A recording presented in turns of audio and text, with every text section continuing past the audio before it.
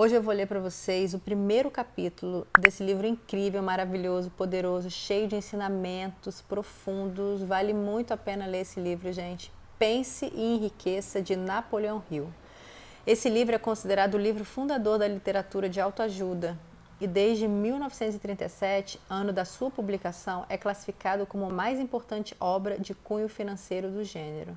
Pense e Enriqueça propõe um programa de 13 passos que mostra a importância do autoconhecimento, da imaginação e das associações de ideias para criar resultados satisfatórios, além de ensinar estratégias de venda e um programa de aperfeiçoamento que colocará o leitor no caminho para o sucesso.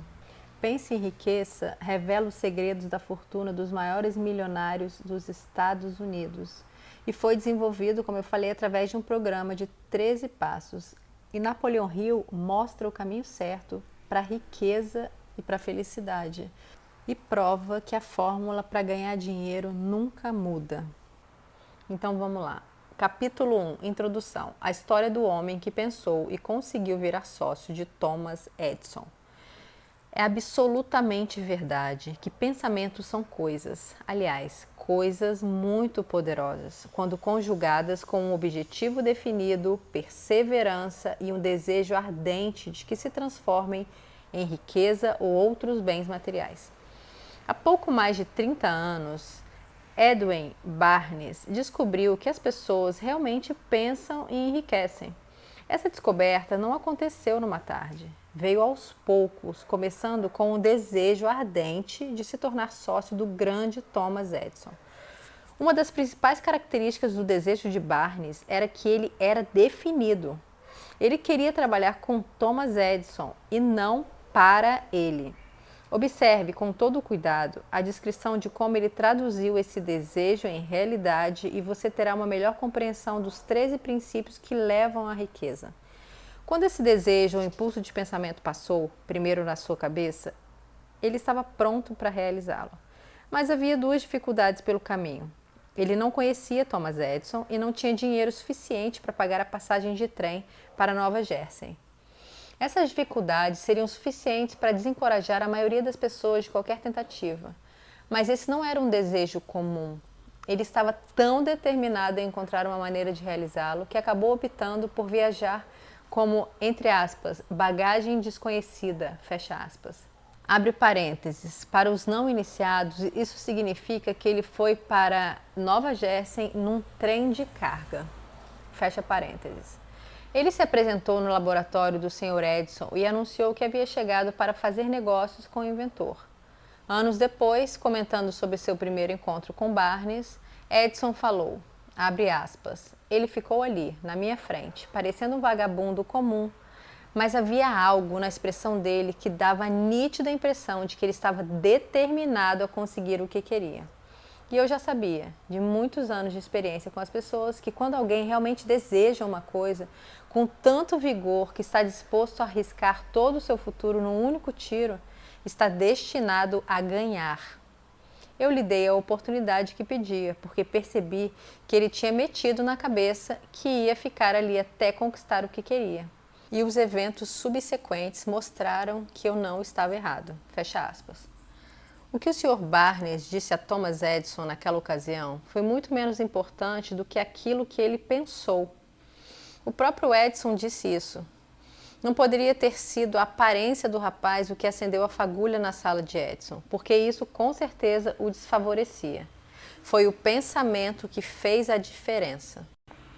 Se o significado dessa afirmação pudesse ser mostrado a todas as pessoas que a lessem, o resto do livro seria dispensável.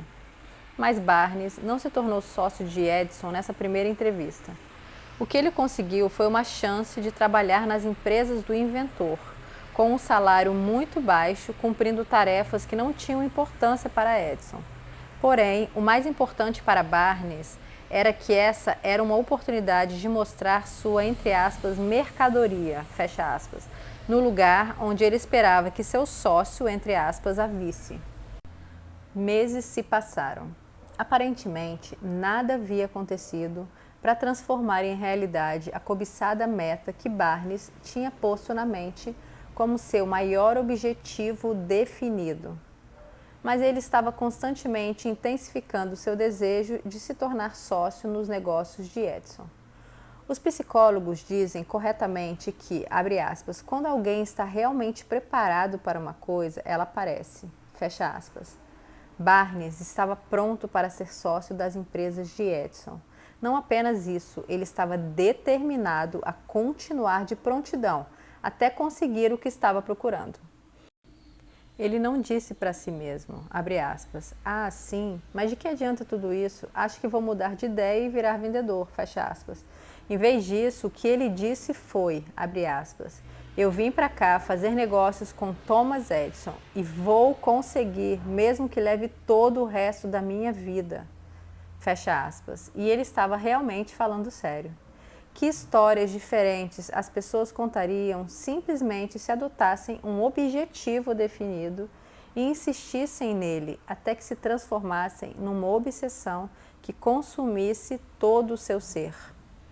Talvez o jovem Barnes ainda não soubesse naquela época, mas a determinação típica de um bulldog, a determinação em perseguir um único desejo, estava destinada a passar por cima de toda a oposição e lhe trazer a oportunidade que ele tanto procurava.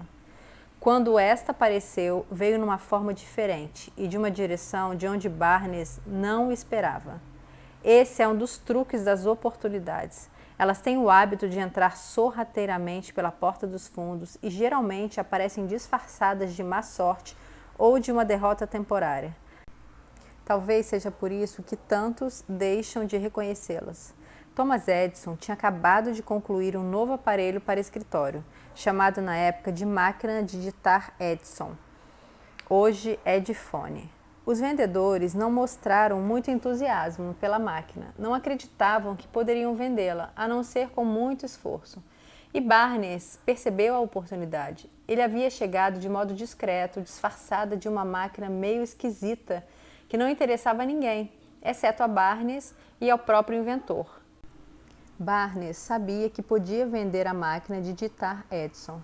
Fez essa sugestão ao inventor e logo conseguiu a chance. Vendeu a máquina. Aliás, teve tanto sucesso nas vendas que Edison o contratou para distribuí-la e vendê-la por todos os Estados Unidos. Dessa sociedade nasceu o slogan, abre aspas, feito por Edison e instalado por Barnes, fecha aspas. A parceria se estendeu por mais de 30 anos. Com ela, Barnes ficou riquíssimo, mas também conseguiu uma coisa infinitamente mais importante. Ele provou que alguém pode realmente viver com base no, abre aspas, pense e enriqueça, fecha aspas. Quanto valeu em dinheiro aquele desejo original de Barnes? Eu realmente não tenho como saber. Talvez tenha lhe rendido uns 2 ou 3 milhões de dólares, mas a quantia, qualquer que seja, é insignificante se comparada com o bem maior de ter conquistado o conhecimento definitivo de que o impulso do pensamento pode ser transformado numa contrapartida física, mediante a aplicação de princípios bem conhecidos. Barnes pensou e conseguiu virar sócio do grande Thomas Edison. Pensou e conseguiu ganhar uma fortuna. E não tinha nada com o que começar, exceto a capacidade de saber o que queria e a determinação de persistir nesse desejo até alcançá-lo. Ele não tinha dinheiro para começar, tinha pouquíssima educação, nenhuma influência, mas tinha iniciativa, fé e a vontade de vencer. Com essas forças intangíveis, ele se fez o braço direito do inventor mais importante de todos os tempos.